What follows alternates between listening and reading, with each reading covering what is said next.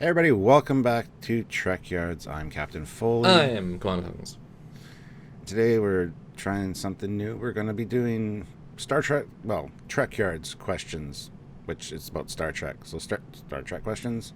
Anyway, we're going to be asking a simple question and discussing it for a few minutes, and then really we're looking forward to your comments and stuff down below to add to the conversation. But there's some interesting things that come up during our reviews, during our live chats, and we love to talk about Star Trek. So of course we're going to delve right in and answer some of these questions, or try to attempt to at least put our spin on it. Give them the attention some deserve. We've had quite a long legacy of episodes and shows, and it'll be fun to think about them as we look at ships in a little condensed box and say, "Oh, here's all the attention." Now that for a question. But Stuart, what is the question for today? Is Star Trek 4 the best Star Trek movie? It is the one that's most known by people that aren't Star Trek fans, and it is often referred to as the whale one, which is something that really grinds my gears. It's one of my pet peeves. Anything that can get Star Trek out to the masses is fine. I mean, we've had this discussion before about some of the best Trek reviewed is often, Still on the Edge of Forever and such, where it pulls you out of the 22nd, 23rd, 24th century and puts you into a science fiction story, but not necessarily a science fiction theme, literally on screen. And so Star Trek 4 is obviously time travel, Klingons, or Klingon ship, but then really 75% of it takes place in the literal modern day when it was shot. Now, like I said, that makes it the most relatable. Obviously, at the time, it wasn't a period piece. It was oh my god. Now it's a period piece, and it's a good look at the past.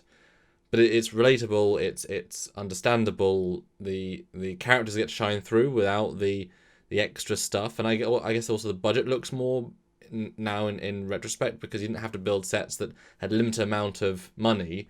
You could film San Francisco with, guess what? How much money did it take to build this street? Who the hell knows? Here it is. Looks great. So maybe it looks like the most money on screen, and holds up the best because of that. Yeah, I mean, they could put the resources for special effects and stuff into other things. And I think one of the best things about Star Trek 4 is it feels very true to an episode of TOS, as far as not all episodes of TOS did this, but it really incorporated all of the characters well. So they each got their screen time. We got to see them in their fish out of water story, but at the same time, they each got their chunk of time. Other Star Trek movies can't say the same.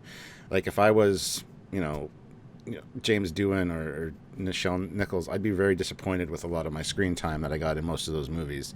But that being said, this one really lets everybody shine, and I think that's one of the best things about this is you get a real feel for all the characters. Even if you're going in blind and don't know any of them, it's a real treat to kind of see them all, and it's a good introduction to Trek, and I think that's one of the reasons that it works as a really good Star Trek film. The audience connects to each of these characters for different reasons, but in reality, you look at their run on the TV show, beyond the main three, they have their moments, but they're never focused on really much, as you say for movies as well. We have these rotating glasses of thinking of it as this whole crew ensemble, but really only 4 is where you get the fullest of the crew ensemble, although I think 3, them choosing to work together to escape, you get some, but, not necessarily at their prime, given that, one is dead and one is incapacitated with the other guy's brain. So, not quite as, you know what I mean? Before you get to have everyone. And I think we, as the audience, probably would have wished more for that. That each movie be more a collective piece. Each are good actors, each can shine when given stuff to do. And so if you're looking for a character piece, the film is a good story while simple. That's one of its strongest elements, is its simple, clean, very efficient story, but its characters really is what helps it shine. Each get adventure, each legitimately shine with high points and key moments, and that average people can relate to more than a time travel story. That's just the caveat. Where there are dozens of movies that are just time travel stories, and it's a single film and it's a new universe. This can be one of those, but has that layer of character and story and script on top of that. We don't need to watch Star Trek, so probably it is the best because it can be it could have been a one-off and be just as good, really. Yeah. And to be clear, we're kind of talking about the original cast movies. We're not really throwing the TNG ones into this mix as far as best Trek movie when we say that for Star Trek 4. Because I got to say, Star Trek First Contact again, time travel, lots of action adventure, lots of Star Trek elements, and each crew member kind of got a chance to shine. I'd say it's their best of the Next Generation films. But it's not as funny. It's a different tone of one is a dark, gritty action, one is a fun, light. But wouldn't more people want to watch a fun, light film? True, but the stakes are the same regardless. I mean, it's planet Earth in the balance. I don't know. They're very comparable, those two movies, as far as theme and a lot of elements. It'd be good to do a comparison between the two actually at some point. Well, I mean, if you talk about, would you say everyone in the primary cast in 4 got a moment, like a storyline, a storyline moment? So what did Crusher get in First Contact? Not much. I mean, she got hating on the EMH, and then she disappears the rest of the movie, pretty much. Pretty much, yeah. What did Troy do? She got to get drunk and talk to Zephyr Cochrane and get the introductions to Will. I don't know. I think that's, yeah, she got quite a bit more to do in that. When you look at the balance, First Contact is much more the Picard movie, and then the Frakes side story, and then everyone else has a part to that. Obviously, the 4 is a Spock and Kirk movie, but it always cuts back to another plot which all directly link in and have bigger stakes in a sense. So I think probably it's more of an ensemble piece than First Contact, which was definitely a Picard focus. And it was now, watching it back, it's weird. It makes sort of sense, but to introduce Lily and give us so much screen time in First Contact, where it could have been one of the main cast. Like, she overtook, Gates and Marina's screen time easily. I mean, put those two and probably even add LeVar as well, and she completely has more. Whereas Gillian, she sort of does, but I'd say she's on par with a lot of other people. Yeah, see, First Contact I think could have been done with not including Lily at all. Gillian was very important to the plot of Star Trek 4. Lily, I think, was just thrown in as you're the audience member, here you go. So I don't think she was really needed necessarily. You could take her out of the movie and still be fine. But yeah, back to Star Trek 4. I personally do feel that it is a great introduction to Star Trek to somebody that's new to the franchise, doesn't know much about it, or doesn't know anything. I think it's a fun movie to kind of encapsulates the fun of Star Trek. There's some cool visuals. You do get to see an Enterprise at some point, even though it's not the main ship of the movie. So it's not quite. No. But you do get a feel for all the characters, and I've always said, if you want to introduce somebody to Star Trek 4 is one of the first things you should show them, so they get a feel for the universe and the characters. Now, it's interesting, because in a similar vein, though, First Contact, you can introduce that to someone because as a piece of cinema, it holds up incredibly well, and you can understand it completely. The characters, while less interesting for many of them, you get the dynamic, and I think you like all of them. There's, to some extent, the sets look amazing. You could probably also just throw in First Contact and be like, that's a good movie. Although I want to go back for 1 second. You said that the 4 feels like not just, but an episode, a good episode, right? So why is Insurrection losing points of feeling like an episode, and 4 gaining points it feels like an episode? That's a good point. I'm trying to think of a good TOS episode that I can compare Star Trek 4 to, and I can't really, because none of them actually focus on all the characters. Sitting on the edge, just adding more people. Yeah, but yes and no. I mean, I was trying to think of one that had all the characters shine in one episode, and it's not really the case. Mirror Mirror? At least the actors. Mirror Mirror might be the closest, but yeah, it's the actors shining, not the characters necessarily. Literally, they're down and dirty. They're not shining in that respect. And Insurrection is just, I don't know, something about it's just lackluster. It just feels honestly like a 2-part episode of TNG, and not one of the good ones. It's like a season 1 episode broken up into 2 parts. Oh. No, Tish Bashaw. Season 3 at least. Well, all right. I'm trying to make a point, but okay, I see what you mean. It's one of the low-end episodes made into a movie. And the time travel episodes of TOS, like honestly, Tomorrow Was Yesterday, City on the Edge of Forever. Those are some of the best episodes of TOS, because it's making the show more relatable, going back in time. There's always something really cool involved with that. Just the Insurrection seems like another day at the office for them. So there's nothing special or stand out about it. I don't know. It would have been kind of interesting. Also, we sidestep it a little bit, but the stakes Insurrection, while they sound like they're the galaxy, it doesn't ever become the galaxy.